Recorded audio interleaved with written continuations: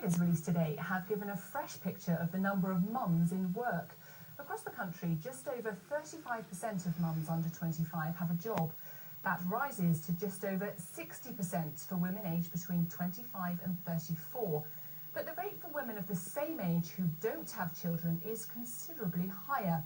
The South does have a high level of women in employment, but some new mums still find it so hard to get back into work they're deciding to set up their own business from home.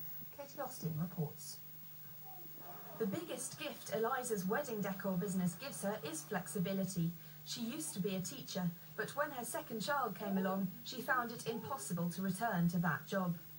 After my second, it became apparent that I would be working in order to pay my childcare costs, and I would not be getting anything in return. So I'd literally be going to work in order to pay my childcare, which for me didn't balance. I really wanted some kind of balance for my family.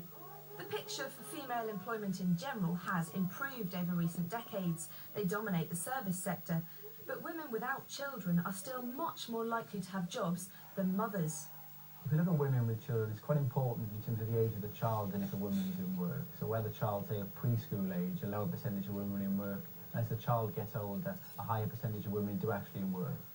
Childcare costs, inflexible hours and redundancy are some barriers that can leave mums on benefits rather than in work. But business networking groups like these help mums to make money from home, and membership has boomed. One former financial advisor went self-employed and hasn't looked back. There's more flexibility. Both my children are quite demanding. One of my sons is actually on the autism spectrum, and I have had to be a lot more flexible for him. There is no way I could hold down a job with my son and give him the support that he needs.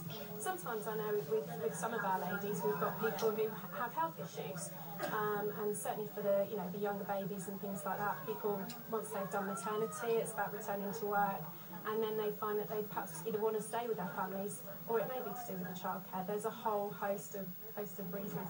The Shadow Home Secretary with special responsibilities for women and equalities told the Labour Party conference this week thousands of women were losing their jobs after returning from maternity leave.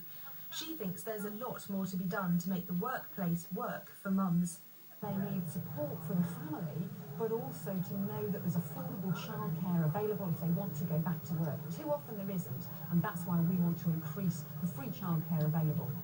But the government says it is introducing a new tax break for childcare costs, worth up to £1,200 per child per year. It also has plans to extend the right to request flexible working to all employees. Katie Austin, BBC South Today in Portsmouth. Permission has been granted for